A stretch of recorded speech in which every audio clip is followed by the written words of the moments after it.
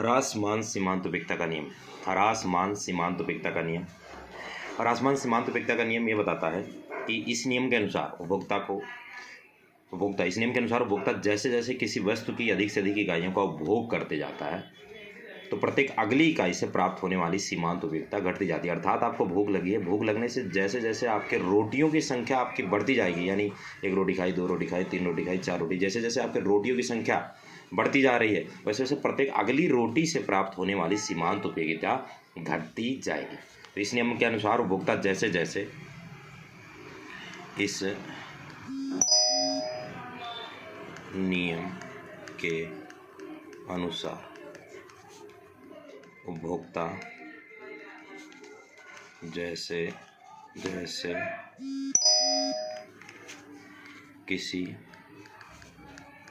वस्तु की अधिक से अधिक इकाइयों का उपभोग करते जाता है तो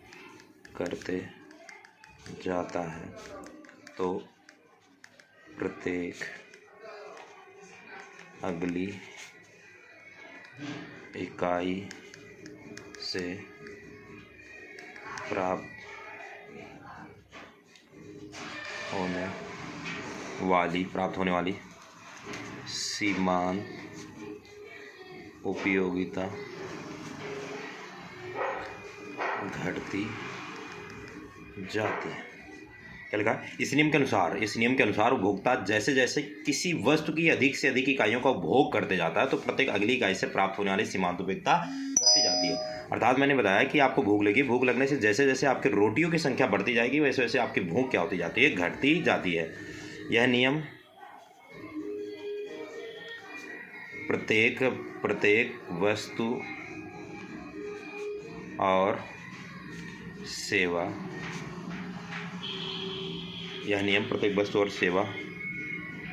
में लागू होता है। यह नियम कोई भी वस्तु का उपभोग कर रहे हैं या सेवा का उपभोग कर रहे हैं, हर वस्तु और सेवा पर लागू होता है। प्रत्येक वस्तु और सेवा पर लागू होता है। प्रत्येक वस्तु और सेवा पर क्या होता है? लागू होता है। इस नियम की मान्यताएं हैं। ह्रासमान सीमांत उपयोगिता की मान्यताएं हैं। मान्यताएं का मतलब यह है कि यह नियम लागू कब होगा। पहली मान्यता है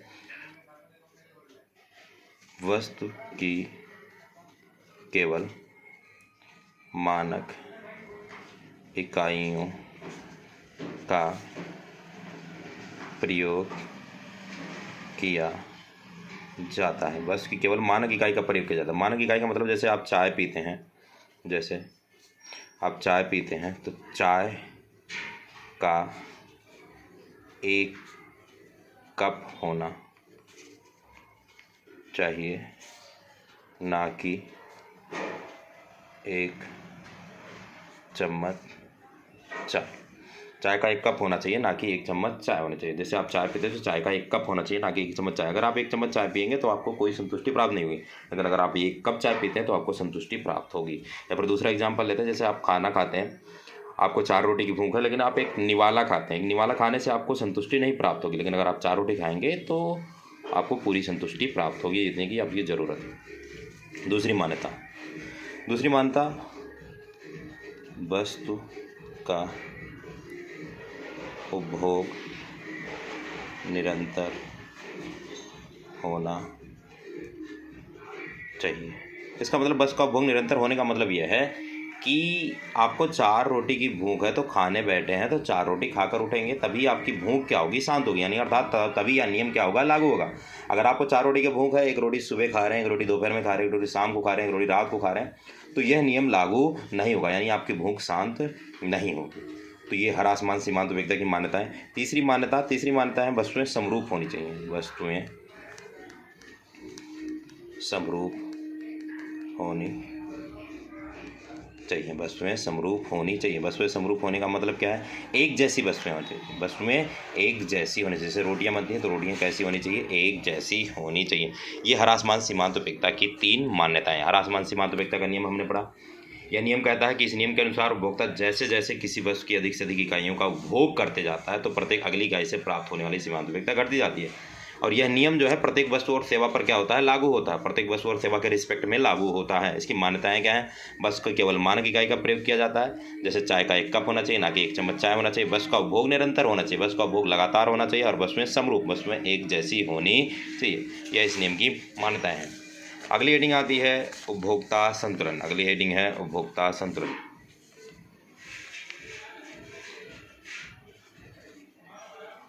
उपभोक्ता संतुलन। उपभोक्ता संतुलन। एक उपभोक्ता कब संतुलन में होता है? उपभोक्ता संतुलन में कब होता है? एक उपभोक्ता उस समय संतुलन में होता है जब वह अपनी दी हुई आय को बाजार में वस्तुओं की कीमतों पर इस ढंग से, इस प्रकार से खर्च करे जिससे उसे अधिक संतुष्टि प्राप्त हो। एक उपभोक्ता उस समय संतुलन में होता है, एक उपभोक्ता उस समय संतुलन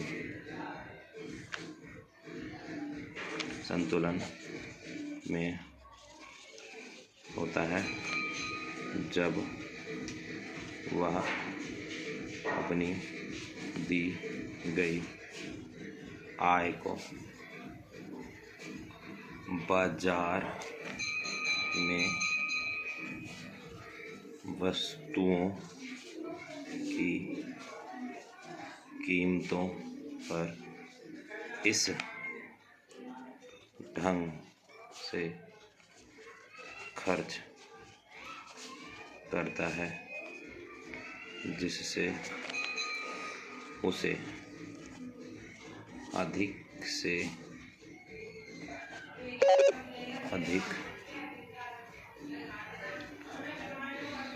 संतुष्टि प्राप्त। एक उपभोक्ता उस समय संतुलन में होता है जब वह अपनी दी हुई आय को, जैसे एक उपभोक्ता पैसे कमाए, पैसे कमाने के बाद उन पैसों को वह बाजार में वस्तुओं की कीमतों पर क्या करेगा, खर्च करे। तो वो इस ढंग से खर्च करना चाहेगा उन वस्तुओं पर, इस ढंग से खर्च जिससे उससे अधिक संतुष्टि प्राप्त हो। तो उपभोक्ता क्या रहेगा, संतुलन में रहेगा। तो उपभोक्ता क्या रहेगा, संतुलन। तो एक उपभोक्ता उस समय संतुलन में होता है जब अपनी दी हुई आय को बाजार में वस्तुओं की कीमतों पर इस ढंग से खर्च करे जिससे उसे अधिक संतुष्टि प्राप्त हो। उपभोक्ता संतुलन। प्रथम उपभोक्ता संतुलन एक वस्तु की स्थिति में। उपभोक्ता संतुलन एक वस्तु की स्थिति में, एक वस्तु की स्थिति में उपभोक्ता संतुलन। एक वस्तु की स्थिति में उपभोक्ता संतुलन। एक वस्तु की स्थिति में उपभोक्ता संतुलन। एक वस्तु की स्थिति में उपभोक्ता संतुलन 3 तत्वों पर निर्भर करता है। वो 3 तत्व क्या है? पहला है बेटा, पहला है वस्तु की कीमत। पहला है वस्तु की कीमत, PX से डिनोट किया जाएगा।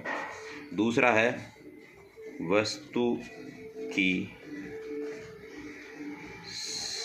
सीमांत उपयोगिता, MUX। तीसरा है मुद्रा की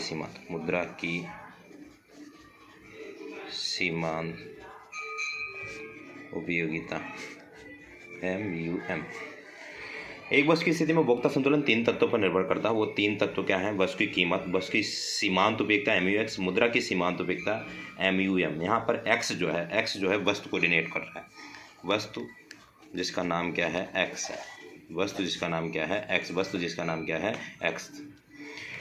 ठीक है, वस्तु की कीमत पता है, यानी वस्तु की कीमत। वस्तु की सीमांत उपयोगिता, एकत्रित इकाई का उपभोग करने से जो कुल उपयोगिता में अंतर आता है। मुद्रा की सीमांत उपयोगिता क्या होती है, इसे सीखते हैं। मुद्रा की सीमांत उपयोगिता MUM क्या होता है, MUM मुद्रा की सीमांत उपयोगिता। मुद्रा की सीमांत उपयोगिता 1 रुपये के मूल्य के बराबर होता है। मुद्रा की सीमांत उपयोगिता क्या होता है, 1 रुपये के मूल्य के बराबर होता है। एग्जाम्पल के द्वारा समझने की कोशिश करते हैं। मान लीजिए आपने 1 रुपया खर्च किया, 1 रुपया खर्च किया। 1 रुपया खर्च करने से आपको 500 ग्राम आटा मिला, 100 ग्राम नमक मिला और 250 ग्राम दाल मिला।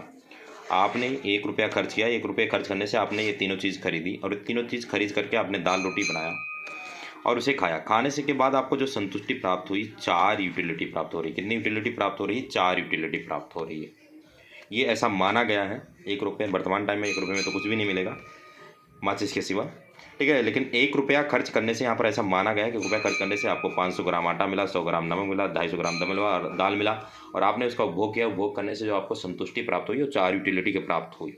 इसका कहने का मतलब ये है कि अब जब भी कभी भी एक उपभोक्ता 1 रुपया खर्च करेगा तो उसे कम से कम 4 यूटिलिटी प्राप्त होनी, 4 या 4 से अधिक यूटिलिटी क्या होनी चाहिए, प्राप्त होनी चाहिए, 4 से कम नहीं होनी चाहिए। तो यही है मुद्रा की सीमांत उपयोगिता। मुद्रा की सीमांत उपयोगिता 1 रुपये के मूल्य के बराबर होती है। माना गया यहाँ पर, माना MUM बराबर में 4 यूटिलिटी, MUM माना MUM बराबर में 4, माना MUM बराबर में कितनी यूटिलिटी, 4 यूटिलिटी मानी गई। अब एक एग्जाम्पल द्वारा समझने की कोशिश करते हैं उपभोक्ता संतुलन में कब होगा। यहाँ पर कुछ एजम्पशन है, माना वही पीछे वाला MUM बराबर में 4 यूटिलिटी और माना कीमत, वस्तु की कीमत 4 रुपये, कीमत कितनी है, 4 रुपये, कीमत 4 रुपये है और मुद्रा की सीमांत उपयोगिता 4 यूटिलिटी है। मुद्रा की सीमांत उपयोगिता कितनी यूटिलिटी है, 4 यूटिलिटी।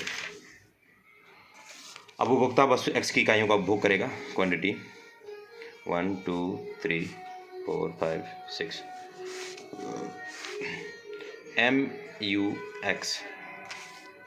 MUX 20 18 16 10 0 -5।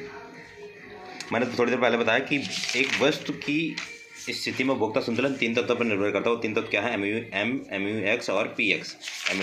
यानी यहाँ पर एक इक्वेशन बनेगा, क्या इक्वेशन बनेगा, MUX अपान में PX बराबर में MUM।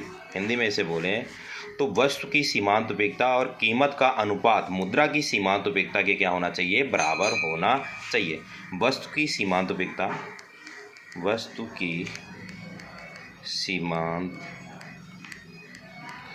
उपयोगिता तथा कीमत का अनुपात मुद्रा की सीमांत उपयोगिता के बराबर होना चाहिए। इसका हिंदी MUX यानी वस्तु की सीमांत उपयोगिता, PX यानी वस्तु की कीमत बराबर में क्या, MUM मुद्रा की सीमांत उपयोगिता। यानी एक वस्तु की स्थिति में उपभोक्ता संतुलन में तब होगा जब वस्तु की सीमांत उपयोगिता यानी MUX तथा कीमत तथा वस्तु की कीमत का अनुपात मुद्रा की सीमांत उपयोगिता, मुद्रा की सीमांत उपयोगिता का मतलब यह है MUM के क्या होना चाहिए, बराबर होना चाहिए। जब बराबर होगा तो उपभोक्ता क्या होगा, संतुलन में होगा। तो ये कुछ दे रखा है, क्वांटिटी आपने 6 इकाई, एक उपभोक्ता है जो उपभोक्ता 6 इकाइयों का उपभोग करता है। पहली इकाई से 20 सीमांत उपयोगिता प्राप्त हो रहा है, दूसरी इकाई से 18, तीसरी से 16, चौथी से 10 है 10, पाँचवीं से 0 और छठी से -5 यूटिलिटी प्राप्त है। अब हम इसमें निकालते हैं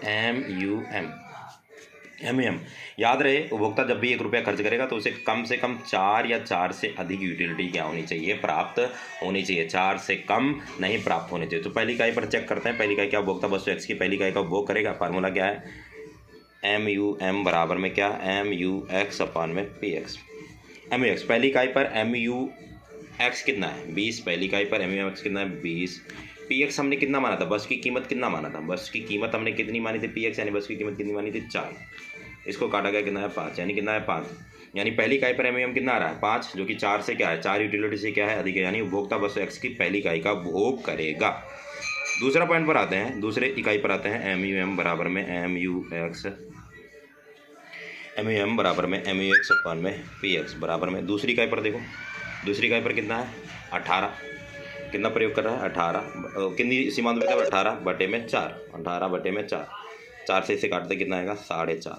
क्या उपभोक्ता वस्तु X की दूसरी इकाई का उपभोग करेगा, वस्तु X की दूसरी इकाई को करेगा, क्योंकि ये भी क्या है, 4 से ज़्यादा। तीसरी इकाई पर आते हैं, MUM बराबर में तीसरी इकाई पर देखो कितना उपभोग कर रहा है, 16, डायरेक्ट लिखते हैं 16 बटे में 4, MUX अपान में PX कितना आया, 4, ये भी करेगा। 5 चौथी इकाई पर देखते हैं, चौथी इकाई पर MUM बराबर में MUX बटे में PX बराबर, चौथी इकाई पर देखो कितना है, चौथी इकाई पर कितना है, 10, और बस की कीमत कितनी है, 10, और बस की कीमत चौथी इकाई पर 10 है, बस की कीमत 4, कितना आया, 2.5।